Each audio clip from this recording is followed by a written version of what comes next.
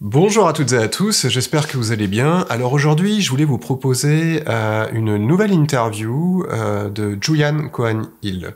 Alors peut-être que vous ne connaissez pas ce monsieur, si ce n'est pas le cas, je vous invite à aller consulter les 2 premières interviews que j'avais fait sur cette chaîne YouTube.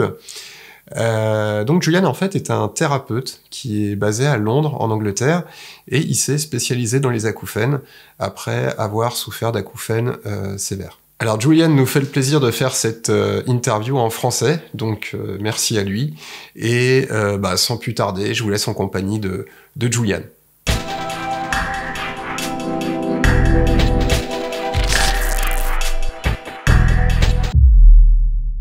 Je m'appelle Julian Cohen-Hill, je suis psychothérapeute et je suis thérapeute crânio-sacral et j'ai mon cabinet en plein centre de Londres.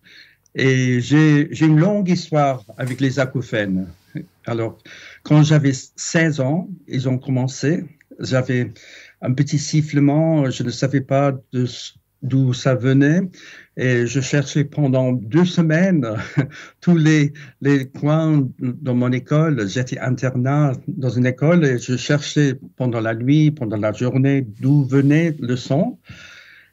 Et après 2 semaines, je me suis rendu compte que ça venait de ma propre tête et j'ai pris peur. Je suis allé chez le médecin de l'école et il m'a dit c'est pas grave, c'est une des choses, c'est normal de la vie, peut-être ça va aller toute seule, ne t'inquiète pas.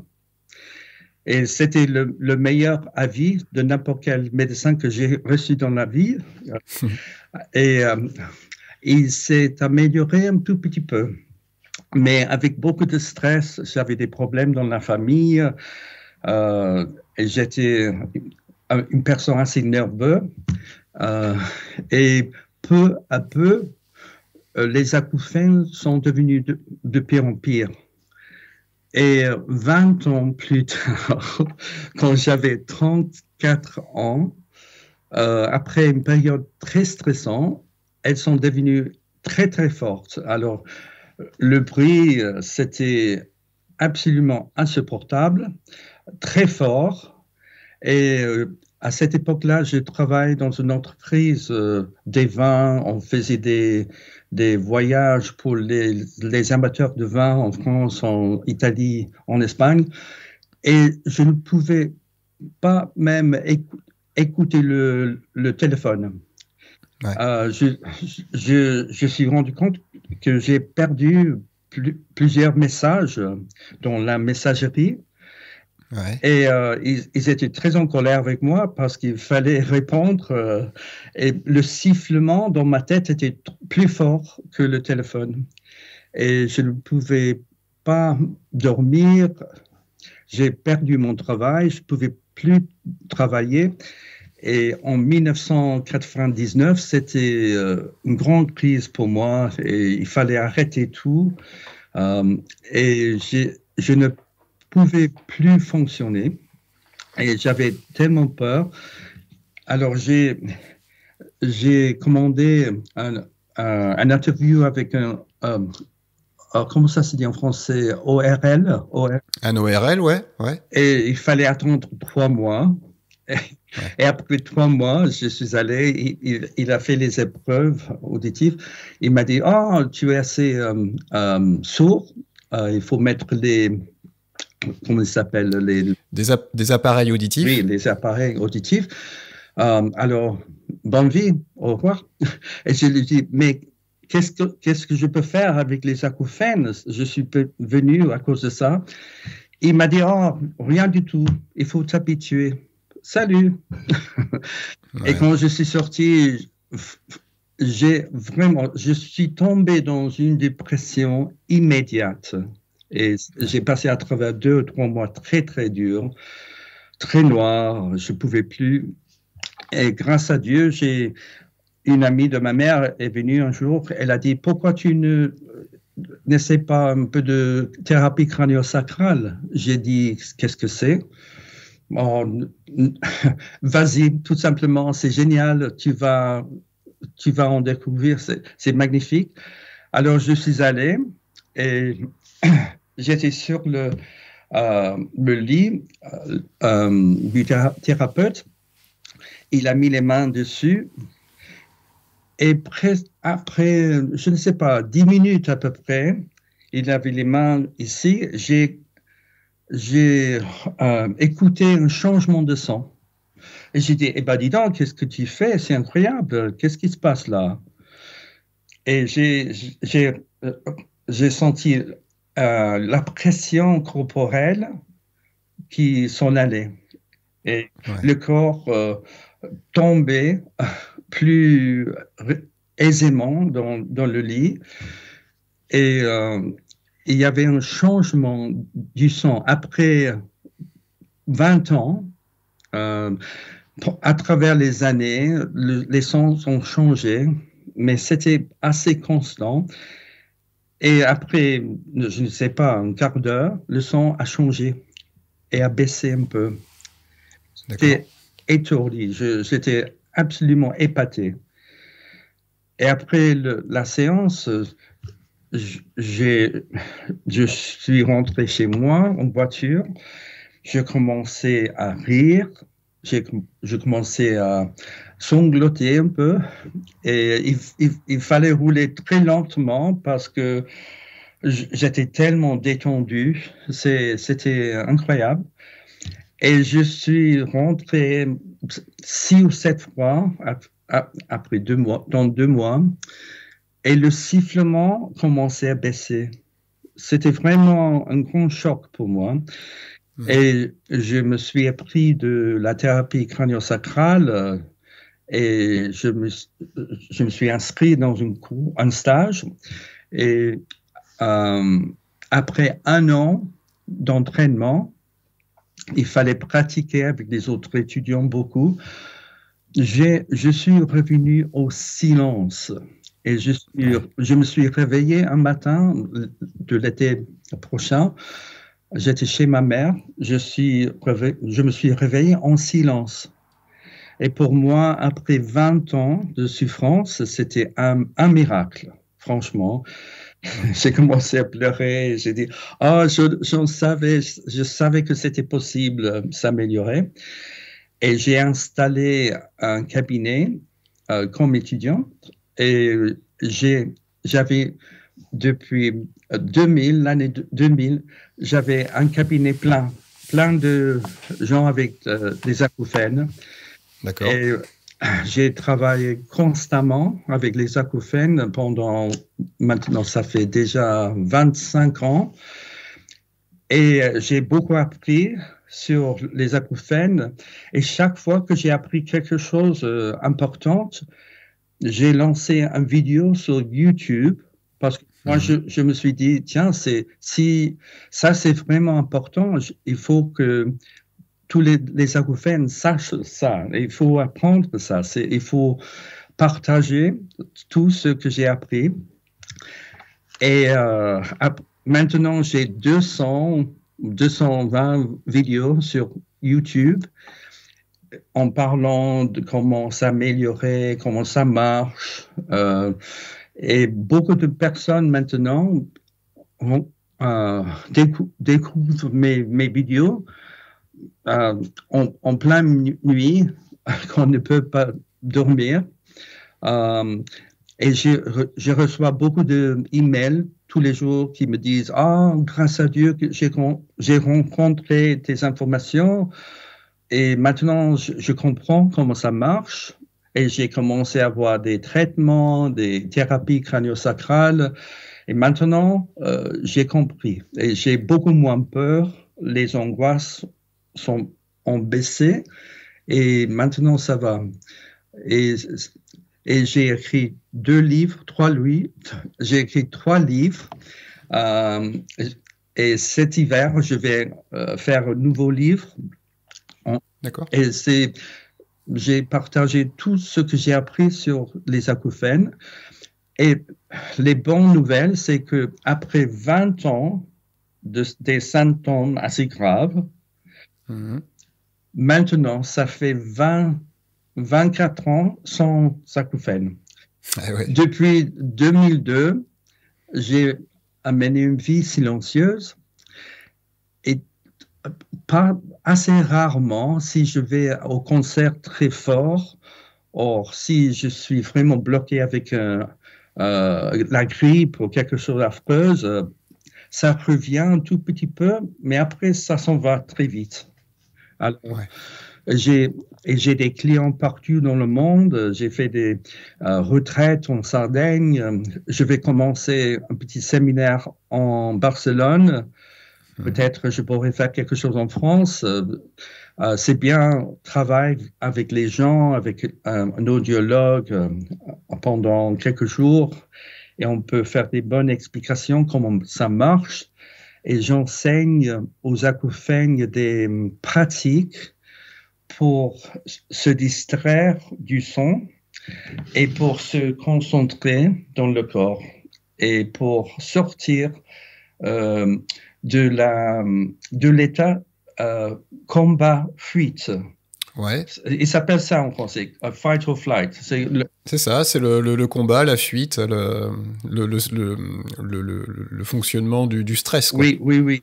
Et ça, c'est la base des acouphènes. Si on a peur, le cœur commence à se battre plus vite, on devient plein d'adrénaline, adrénalisé, et c'est une façon de se sauver du danger.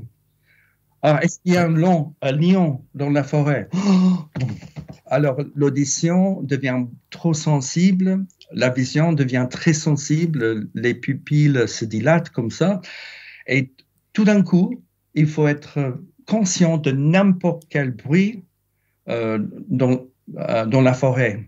Et ça peut nous sauver d'un grand danger. Alors, la plupart des gens, les acouphènes, entrent dans un état permanent de combat aux fuites et la sensibilité du système auditif devient jusqu'aux 3 fois plus sensible. Ouais. Alors, au lieu d'avoir des oreilles, les oreilles deviennent des radars qui cherchent le danger comme ça. Et la sensibilité augmente tellement jusqu'à ce qu'on peut écouter le flux, le système nerveux. Mais on peut sentir les stimulations nerveuses du cerveau. Alors, excuse-moi de te couper par rapport à ça, c'est intéressant. En fait, ce que tu décris là, c'est que c'est comme si on est dans une sorte d'hyper-vigilance, mais chronique, de manière qui dure dans le temps. Oui. Et justement, ce qui est intéressant, c'est pour ça que je voulais enchaîner là-dessus, par rapport à ce que tu dis, c'est que moi, je vois par rapport aux acouphènes,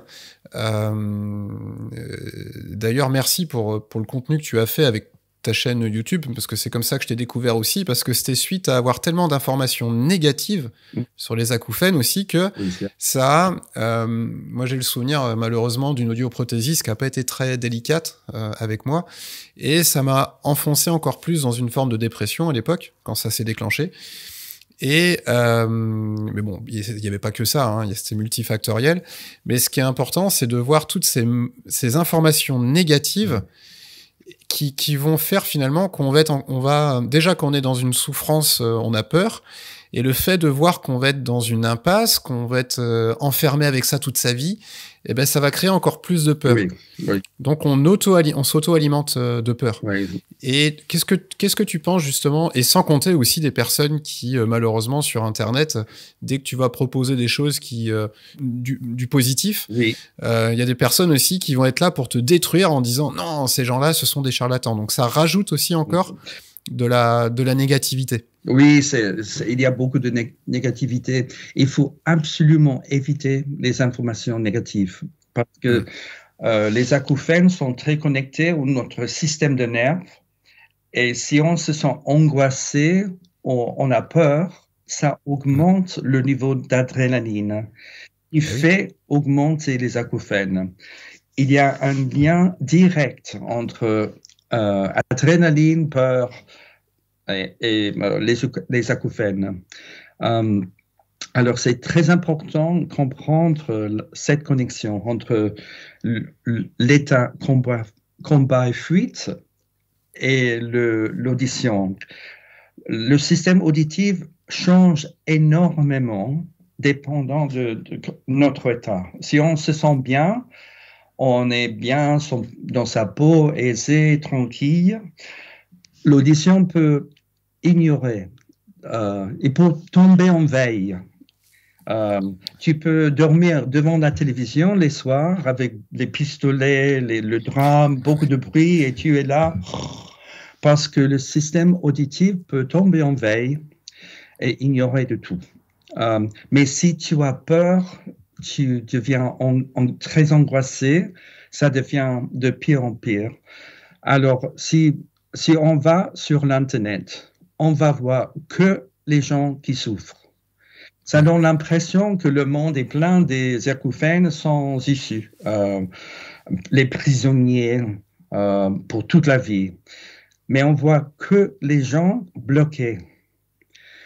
Une bonne nouvelle, c'est que 97% des gens avec des acouphènes s'améliorent.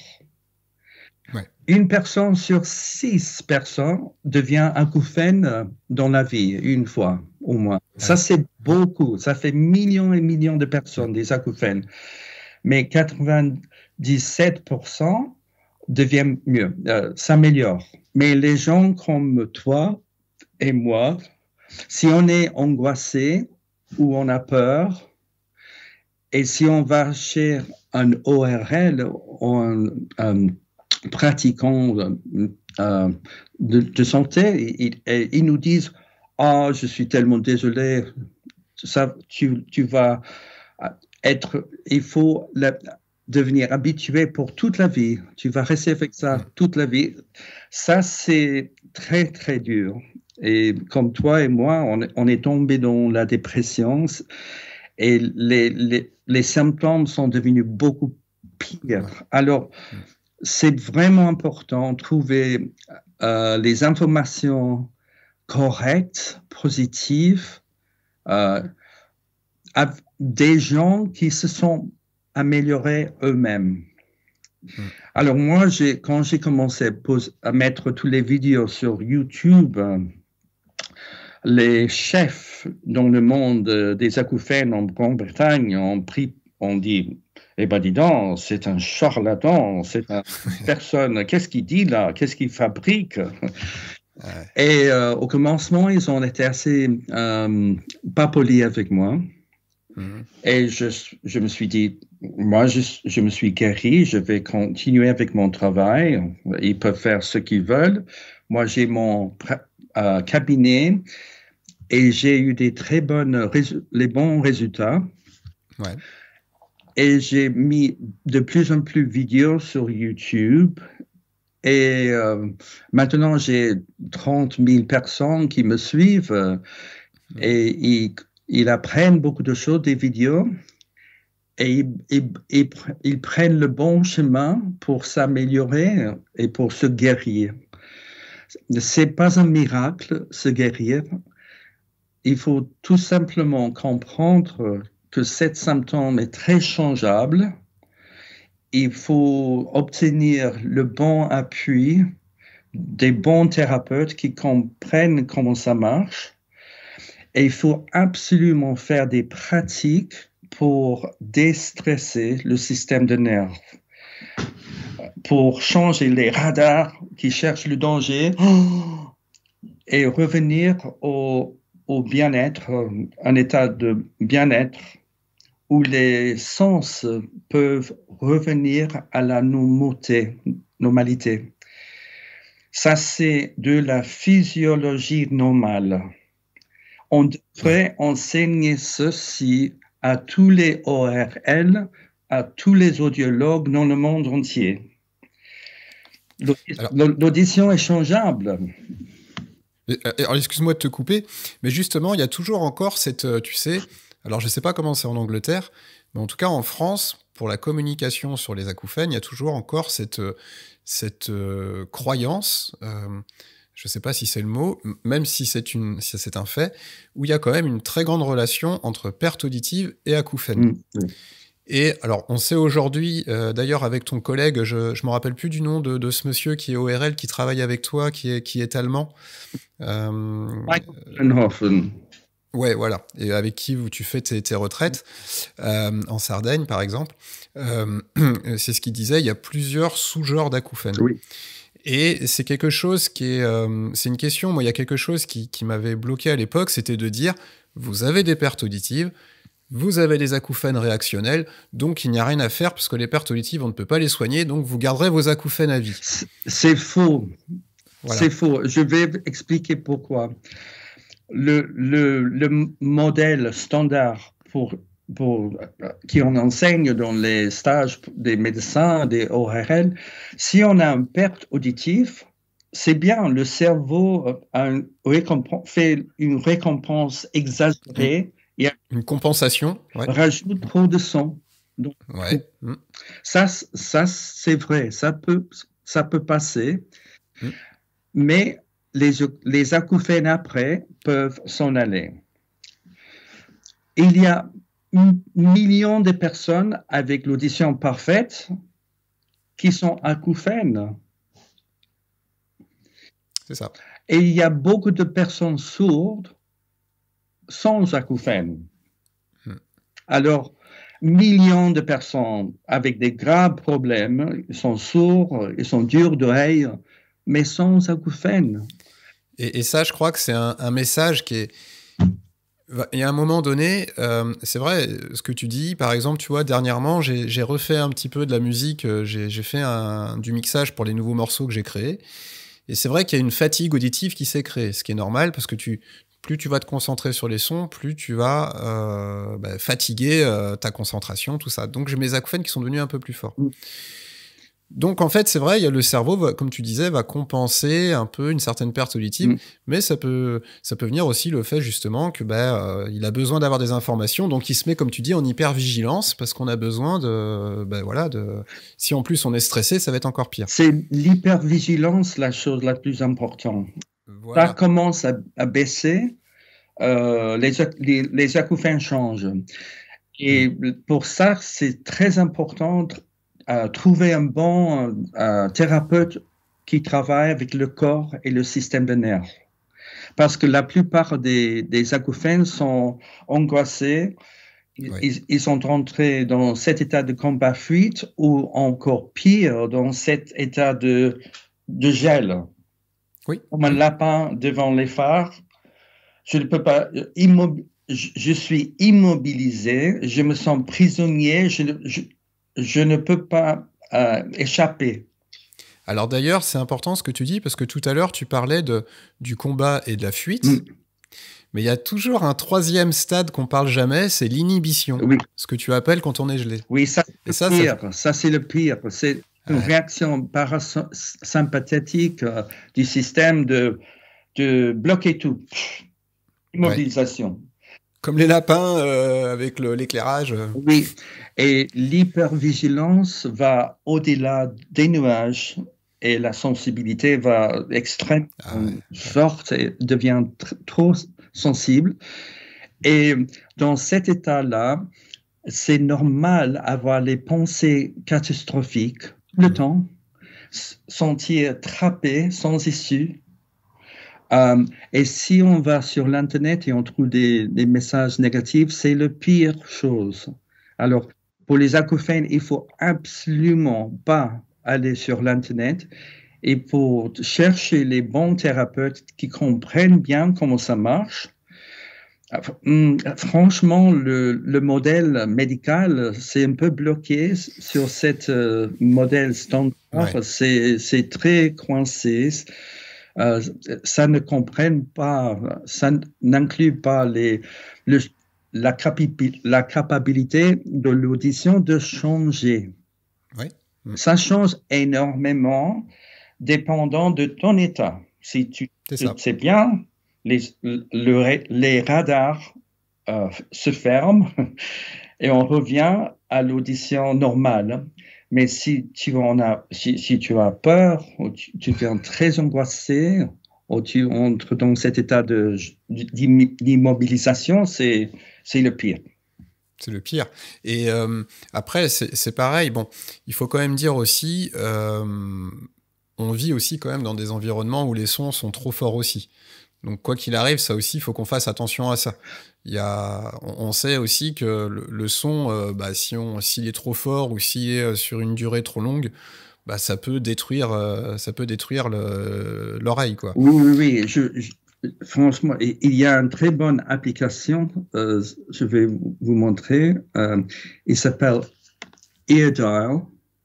Ouais. Alors, et quand tu pousses le bouton là, il va dire 70 décibels. Et on peut rester dans ce niveau de son pendant 8 heures.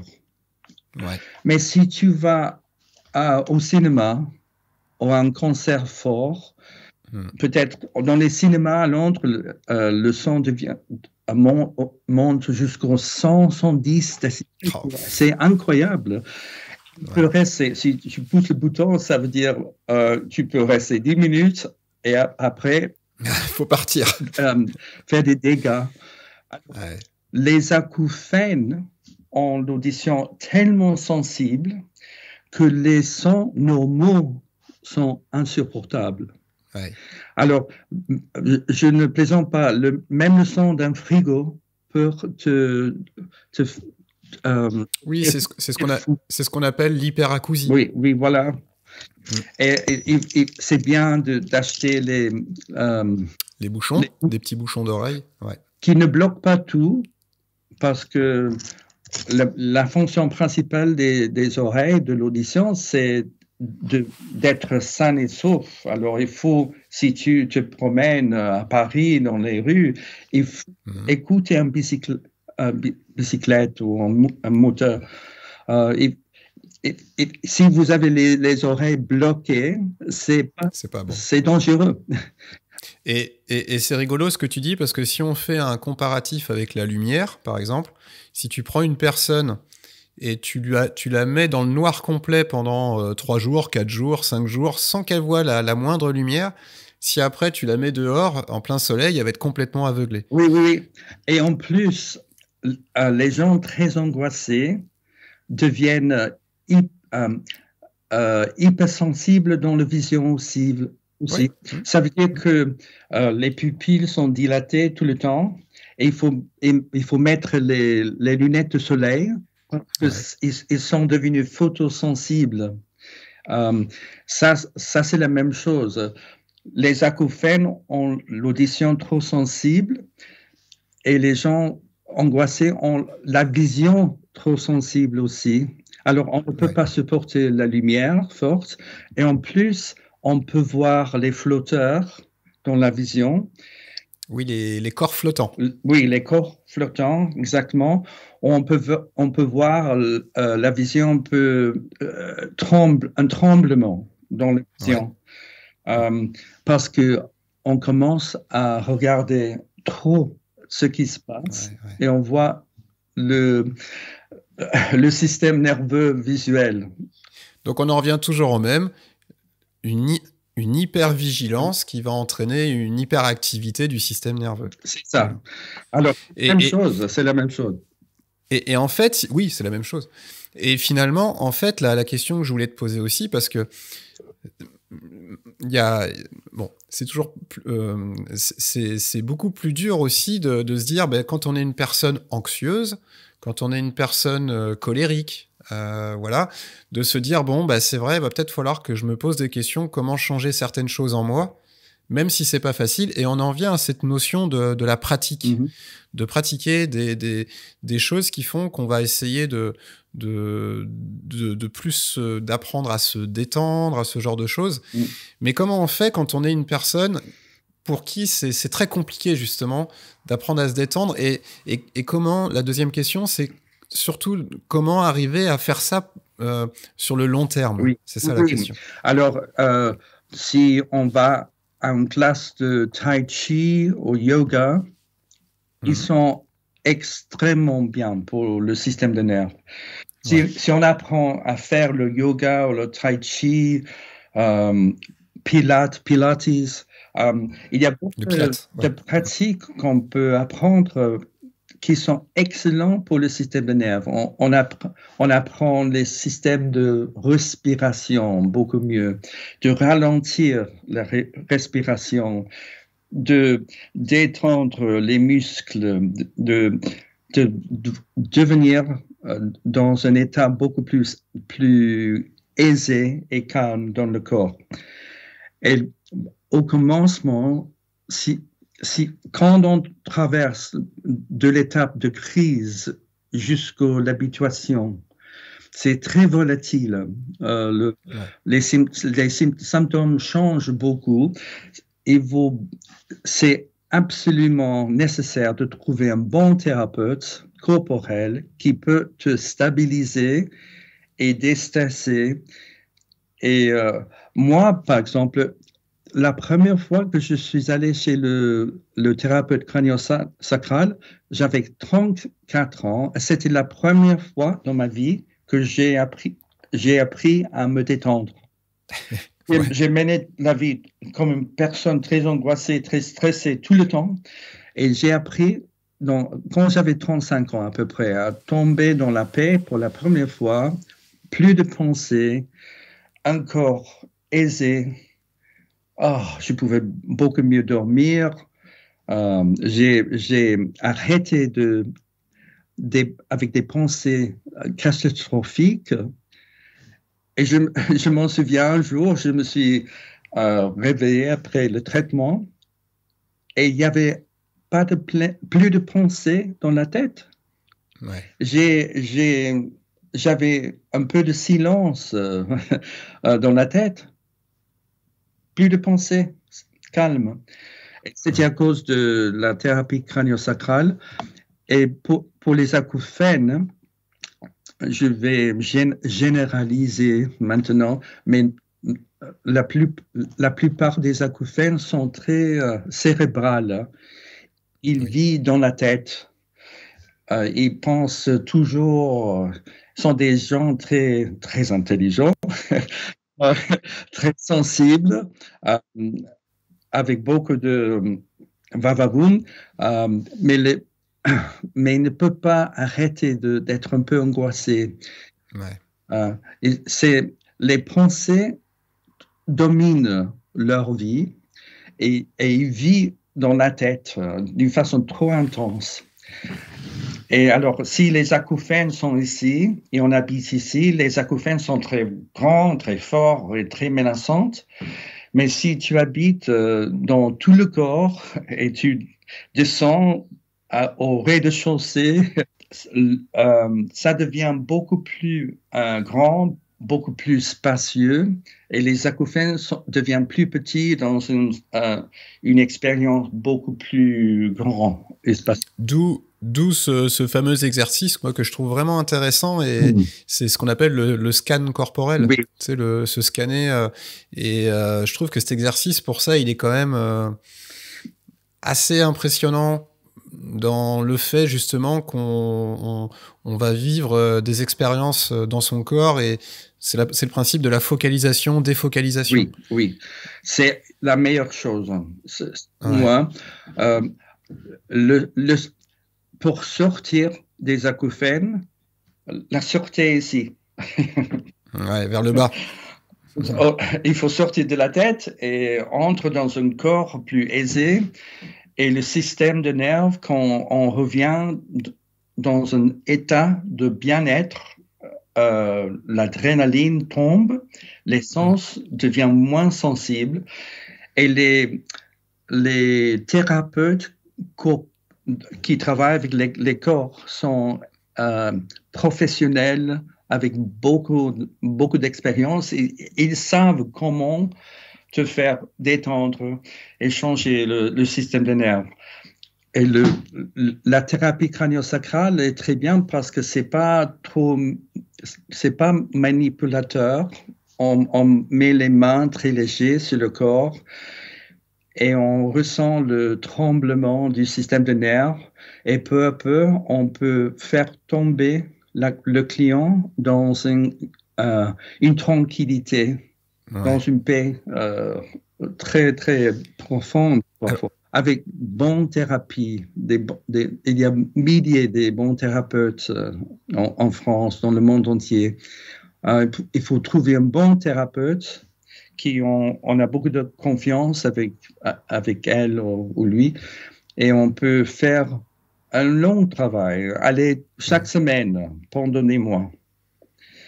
Et si on passe à travers une crise, on peut rentrer au thérapeute. Mais c'est très important. Je ne comprends pas comment on peut survivre sans des bonnes pratiques, des bons thérapeutes. Ben, ce que tu dis, c'est encore une fois, moi, ce que je remarque dans ce que tu dis, c'est que excuse-moi, je suis interrompu parce que j'ai une petite araignée qui se balade sur le micro. Je suis désolé. Désolé. Ça m'a voilà. Ce que je voulais dire, c'est que en fait, on a aussi besoin des autres. Oui. On peut pas. Tout à l'heure, tu parlais des personnes acouphéniques qui sont souvent cérébrales et mais c'est souvent aussi des personnes qui veulent s'en sortir seules ou ce genre de choses. Et c'est bien de découvrir que finalement, tu as aussi besoin des autres. Oui. Même quand tu es en souffrance et voilà. Oui. Et d'où l'intérêt aussi d'aller voir un thérapeute. Oui. Et aller en classe de tai chi ou yoga, on peut apprendre des systèmes qui ont aidé millions de personnes depuis 2000 ans. Bah, c'est très, très bon pour la santé. Et moi, par exemple, dans les retraites que je fais en Sardaigne, j'enseigne des façons de se focaliser sur le système vertébral. Et si on fait des pratiques pour se concentrer au plein centre du corps, ça c'est très bien pour se distraire des acouphènes, pour changer le canal. Changer la chaîne, non? Ouais, changer la radio où t'es. Oui. Voilà. Au lieu d'écouter trop et penser trop, on change et on va dans le monde de l'expérience corporelle, trouver l'épine dorsale et on peut se concentrer avec facilité. Ouais. Et au lieu de penser à ça, on pense aux lignes verticales, ce qui est très bien pour développer une présence corporelle, très bon pour la santé. Et aussi, il faut absolument massager le visage. Faire des massages. Donner un massage au visage. Et aussi, en même temps, bailler. Ouais. Est-ce que tu savais que quand on baille, c'est une des meilleures choses pour l'audition parce qu'on fait ouvrir les tubes eustachiennes. Ouais, les trompes d'Eustache. Les trompes d'Eustache. Et ça fait équilibrer la pression. Dans l'oreille moyenne. Ouais. Oui. Et aussi, on peut écouter le petit ronronnement le muscle au petit tympan. Ouais, le muscle tenseur du tympan. Oui, voilà. On peut écouter un bourdonnement. Comme un chat. Ça, c'est le système naturel de déstresser l'audition. Ouais. Et on augmente la circulation du sang, même les fluides cérébrospinal, c'est incroyable avec un baillet. Alors, c'est rigolo ce que tu dis parce que tout à l'heure, alors j'avais déjà entendu parler de ça, mais j'ai voulu retrouver une étude par rapport à ça où, par exemple, chez les reptiles, la mâchoire, en fait, elle sert à la fois pour mâcher et pour entendre. Et après, chez les mammifères, l'évolution a fait que l'oreille se serait séparée de la mâchoire, en gros.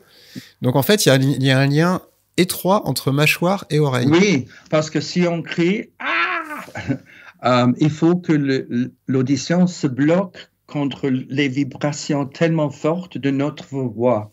Oui, le réflexe stapédien, c'est ça? Oui. C'est une protection pour les oreilles. On ne peut pas abîmer les oreilles avec notre voix. Alors, les muscles se tensent comme ça pour se protéger.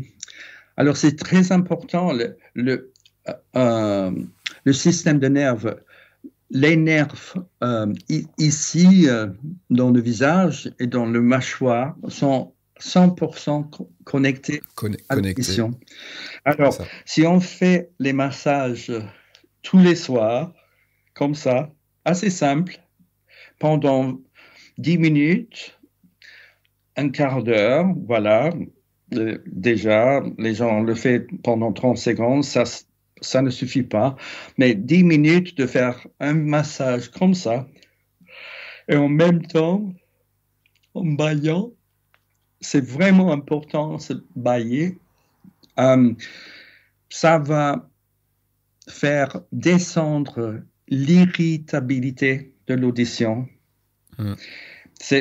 C'est vraiment tellement simple, c'est très agréable de faire un massage et en même temps se bailler et faire ça. Vivre comme un chat un peu pendant 10 minutes chaque soir et ça va aider le système auditif à se déstresser et se calmer. C'est absolument clair que ça passe. Avec ces pratiques assez simples, quotidiennes, on peut faire descendre les symptômes.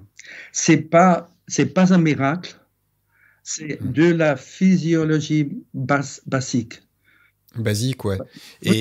Mais ce qui est à retenir dans ce que tu dis, c'est ça, c'est que finalement, déjà, je pense que les personnes doivent aussi expérimenter que quand elles vont avoir des moments de relâchement où elles vont vraiment se sentir en sécurité, si je puis dire, elles vont ressentir qu'il y a aussi un mieux-être par rapport à leur acouphène, et à l'inverse, si elles vont dans des situations de stress, de colère, de machin, voilà, elles vont voir que les acouphènes vont augmenter aussi. Oui. Et déjà, ça, c'est une étape qui est importante à bien identifier, parce que ça donne quand même des pistes à suivre. En réalité, si tu fais des études sur des investigations médicales, recherche médicale. La recherche médicale, ouais. On sait déjà que c'est le nucleus accumbens, cette partie du cerveau. Ah oui, le noyau cochléaire dorsal, un truc comme ça. Oui, cette nucleus contrôle le volume des acouphènes. On a fait des études, on a mis les gens dans les scanners. Et on peut voir comment réagit le cerveau. On sait que cette nucléus est très important pour les acouphènes. Alors, si on se sent attaqué, isolé, angoissé, avec des mauvaises infos, le nucleus accumbens, ça fait augmenter le son. Ouais. Mais si tu vas au resto avec tes meilleurs amis dans un petit bouchon à Lyon, tu manges. Je vois le connaisseur. Oh, ça me manque. Tu manges très bien avec tes bons amis. C'est très sain, très sauf. Tu te sens très aisé. Tu es beaucoup plus intéressé dans la conversation avec tes amis. Et en fin de compte, les acouphènes ont baissé. Après un bon repas, c'est parce que tu es dans un bon rapport avec tes amis. Et c'est l'adrénaline tombe. Qui chute, c'est ça. Oui, c'est ça. C'est assez... Mais c'est vrai que pour conclure, c'est ça, c'est vraiment d'essayer de... Mais enfin, j'allais même aller un peu plus loin. Faut apprendre à se respecter, en fait. Faut apprendre à se dire, bon, faut peut-être que je sois un peu plus cool avec moi. Et se respecter, en fait. Oui. C'est un art de vivre. Oui. Moi, j'ai écrit un livre qui a fait... Il est traduit en français et on peut mieux comprendre comment ça marche. j'ai fait un matrix qui parle des diverses étapes de comment on s'améliore. Oui, des paliers. Oui. Si on trouve ce livre en français, si on met Julian Cowan Hill... Non, mais je le mettrai dans le lien. Peut-être les gens peuvent mieux comprendre. Et à bientôt, j'espère que je vais faire traduire les vidéos. On va pouvoir sélectionner les vidéos et trouver une traduction vive en français. Les nouvelles AI, comment ça se dit, l'intelligence artificielle. C'est incroyable, c'est très, très faisable maintenant. Alors, le message, c'est ne t'inquiète pas, c'est un ami qui est en train de vous donner un boussole de santé et on peut travailler avec les acouphènes et les acouphènes peuvent te guider à un état de très bonne santé, peut-être mieux qu'avant. Ouais, bah écoute, c'est une bonne conclusion. Voilà, j'espère que cette interview vous aura aidé, vous aura apporté quelques réponses, vous aura apporté un petit peu plus de compréhension sur ce symptôme des acouphènes. Voilà, donc en tout cas, merci encore une fois à Julian. Et moi, en attendant, je vous dis à bientôt et prenez soin de vous.